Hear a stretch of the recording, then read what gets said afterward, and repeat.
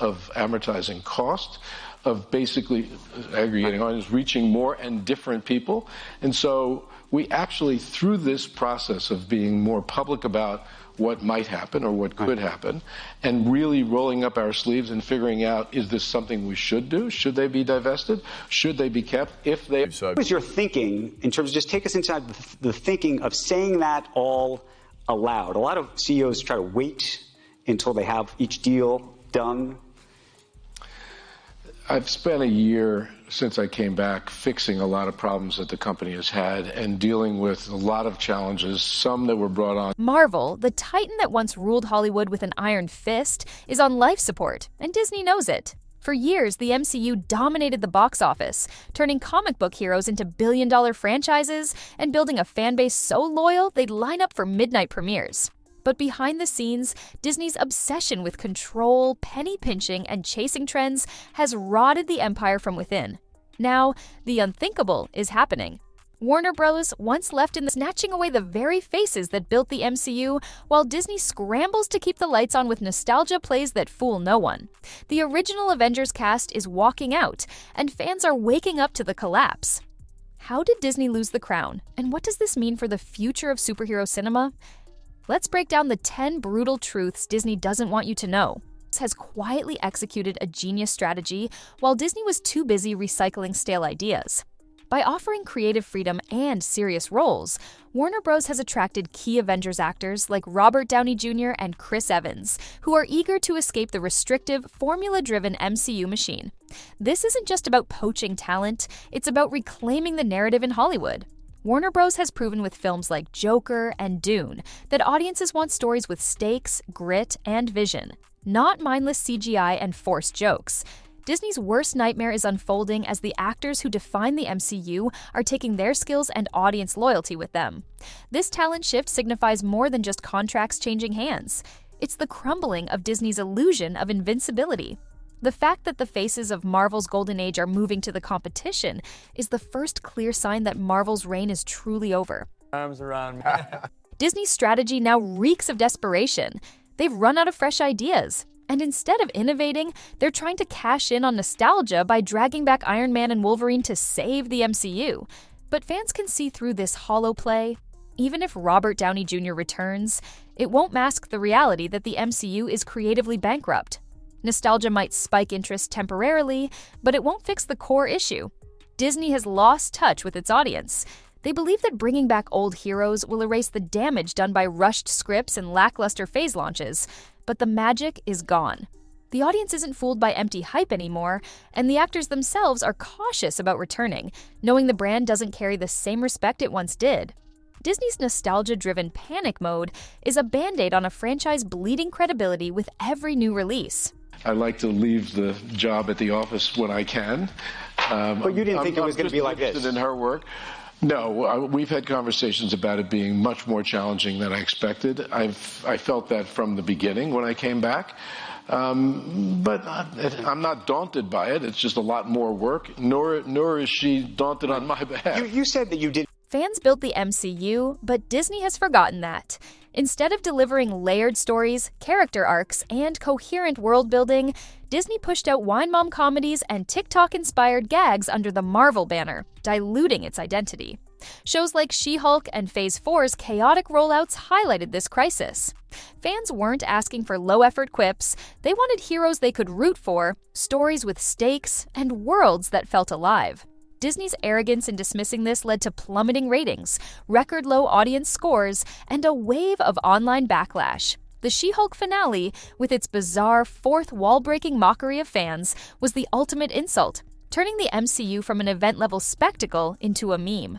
The identity crisis Disney created has pushed away its core audience, leaving the brand weaker, mocked, and unrecognizable compared to the powerhouse it once was during the Infinity Saga. Johansson, once a pillar of the MCU, was accused of greed during a pandemic by the very studio she helped build into a cultural powerhouse. Meanwhile, Brie Larson was sidelined, and Jeremy Renner was offered half his previous pay despite his decade-long contribution to the franchise and recovery from a near-fatal accident. These incidents reveal Disney's disregard for the people who made the MCU successful. Public disputes and legal battles only serve to expose Disney's aggressive control and penny-pinching practices. When the stars of your universe feel disrespected and undervalued, it's a sign that the empire is rotting from within. These conflicts not only damage Disney's image, but also discourage other talent from committing to a studio that doesn't respect its contributors. What was your thinking in terms of, just take us inside the thinking of saying that all aloud? A lot of CEOs try to wait until they have each deal done. I've spent a year since I came back fixing a lot of problems that the company has had and dealing with a lot of challenges, some that were brought on by decisions that were made by my predecessor, some that are just basically the result of a tremendous amount of disruption in the world and in our business, including dealing with the business model that those linear channels have rested on and have succeeded on top of for decades. And sometimes when I'm looking for kind of a reaction to my own thought process, I like to test that process in public, particularly in ways that I might be able to actually get a reaction from in the investment community. So my thought was at the time that I would essentially be public with some of that thought process. I think what I said about the media networks at the time was that everything was on the table, and they might not be core to our company. Right. If I think I went that far, and that was a means of my saying to Wall Street or the investment community that our heads were not in the sand about the challenges that those businesses were having.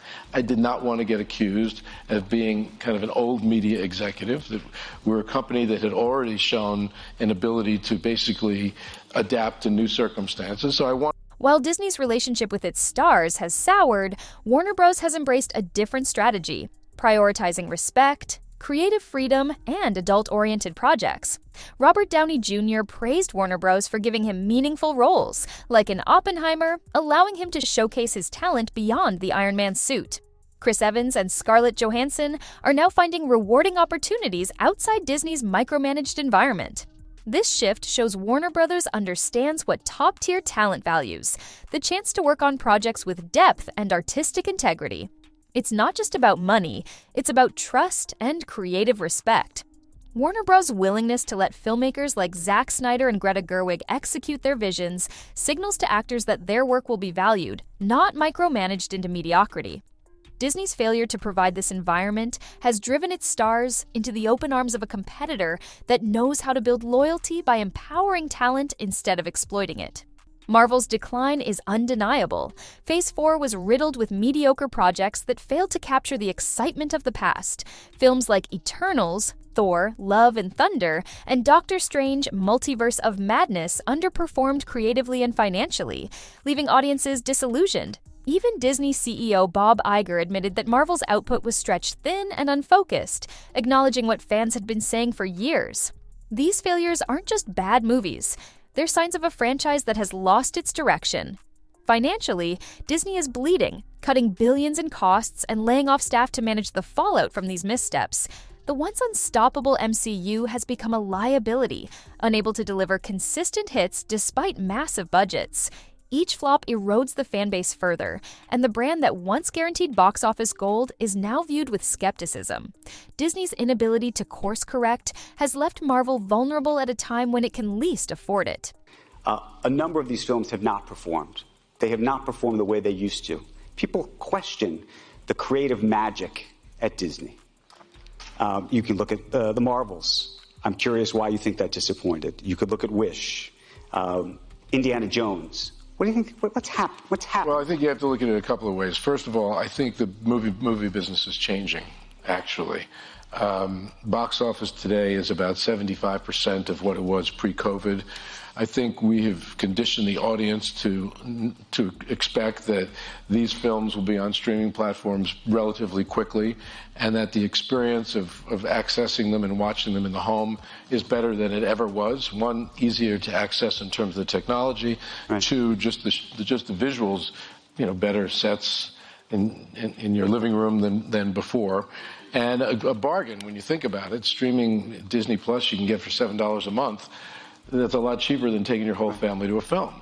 So I think the bar is now raised in terms of quality about what gets people out of their homes into movie theaters. Some of it is just being part of basically the social wave. Certainly Barbie and Oppenheimer did that for two other studios. And so I think that's one thing. Second, in our particular case, and specifically about those films, some of those films, they were not as good, they were not as high in quality, not every one that you mentioned, as some of their predecessors, our films, and as they should have been, particularly in this environment. Why do you think that was? Well, The Marvels was shot during COVID. There wasn't as much supervision on the set, so to speak, where we have executives there really looking over what's being done day after day after day. And that was a result of, mostly of COVID, but at the same time, we increased our output tremendously to feed the streaming platforms. Too much, by the way. Mistake. Definite mistake. Bob Iger's dismissive comments during the 2023 strikes about writers' and actors' demands being unrealistic exposed the disconnect between Disney's leadership and the creative community. Marvel stars like Tatiana Maslany and Sean Gunn publicly criticized Iger's stance, highlighting the hypocrisy of a CEO earning hundreds of times more than the workers who create Disney's billion-dollar content. Fans, too, took notice, recognizing that the company prioritizes executive profits over fair treatment of its talent. This public friction has damaged Disney's image, creating an environment of distrust and dissatisfaction within its own ranks. The strikes, coupled with Iger's remarks, made it clear that Disney's leadership is out of touch with the realities of modern filmmaking and the needs of its workforce. As actors and fans unite in their criticism, the cracks in Disney's carefully curated image are widening, signaling a leadership crisis that threatens to destabilize the studio's future further. Disney's pay disputes didn't start with Scarlett Johansson or Jeremy Renner. They have a history of underpaying talent despite raking in billions. Terrence Howard, the original War Machine, was replaced after a pay dispute. Chris Hemsworth and Chris Evans had to renegotiate for fair compensation after the MCU's massive success. Even as the MCU became a cultural phenomenon, Disney continued to undervalue its stars, forcing them to fight for their worth. This pattern reveals a systemic issue within Disney's corporate structure, where financial control is prioritized over fair treatment. The disparity between the massive profits generated by the focused on short-term savings at the expense of long-term relationships. These disputes aren't just financial, they impact morale and loyalty, pushing even the most loyal actors to reconsider their commitment to a studio that sees them as expendable assets rather than partners in storytelling. Jeremy Renner's refusal to accept half his previous salary for Hawkeye Season 2, despite his decade-long contribution and his near-death recovery journey, struck a nerve with fans and the industry. His candid remarks about Disney's penny pinchers highlighted the studio's cold corporate approach even towards its long-standing stars. Renner's situation isn't an isolated complaint. It's a symptom of Disney's broader issue of undervaluing its talent. Fans rallied behind Renner, seeing his rejection as a stand against a studio that has lost its respect for the people who built its franchises.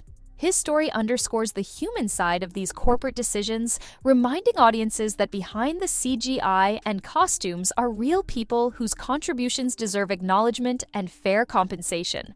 Renner's stand is a powerful symbol of the brewing rebellion within Disney's ranks, as actors are no longer afraid to expose the cracks in the empire and demand the respect they have earned. Of amortizing cost, of basically aggregating audience, reaching more and different people.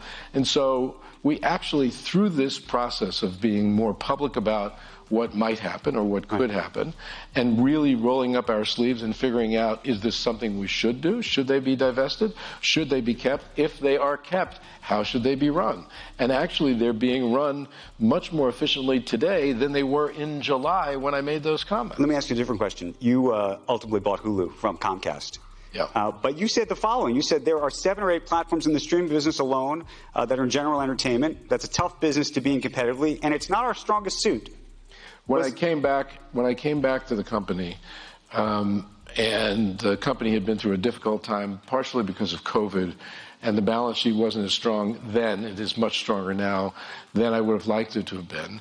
I asked the question, do we write Comcast a check for what could be $9 billion, Or should we consider selling it to them? Is the business unique enough, valuable enough to us long term for us to write them the check and buy the whole thing, or the opposite? And I created a rigorous process to determine what is the right answer to that question.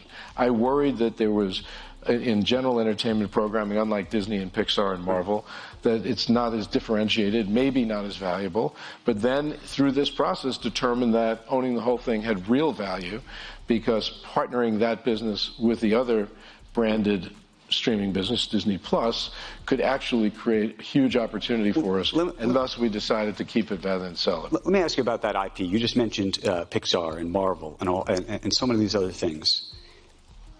Very recently, as you've seen, because you get the box office numbers every weekend, Disney's reign is collapsing, and Warner Bros. Is perfectly positioned to take its place. While Disney clings to nostalgia and overused formulas, Warner Bros. Is investing in bold, standalone projects that respect their audience's intelligence and their talent's creative needs. Hits like Joker, Barbie, and Dune showcase Warner's commitment to quality storytelling over forced universe building. The shift of Avengers actors to Warner Bros. Symbolizes a larger industry transition away from the assembly line content model that Disney perfected and abused. Fans are no longer content with recycled plots and lifeless CGI spectacles. They crave stories that resonate, and Warner Bros. Is providing them. Disney's decline isn't just a momentary setback, it's a symptom of a cultural shift within the industry. The post-Marvel era is here, and Warner Bros. Is leading it with a strategy that Disney can no longer compete with, setting the stage for a new era in Hollywood. The death of Marvel under Disney's watch isn't just the fall of a franchise, it's a warning to every studio that forgot why audiences show up in the first place. Disney's obsession with control, cheapness, and arrogance pushed away the fans and the stars who built its empire. Meanwhile, Warner Bros. Quietly rebuilt itself, prioritizing creativity, respect, and meaningful storytelling, attracting the very faces that once defined the MCU. Marvel as we knew it is gone, replaced by a lifeless corporate product, and no amount of nostalgia plays will save it. The audience has moved on, the stars have moved on, and a new era of storytelling is here. What do you think about Warner Bros. Signing the Avengers cast? Is this truly the end of Marvel, or is there still a chance for redemption? Let me know your thoughts in the comments, subscribe for more sharp breakdowns, and I'll see you in the next video.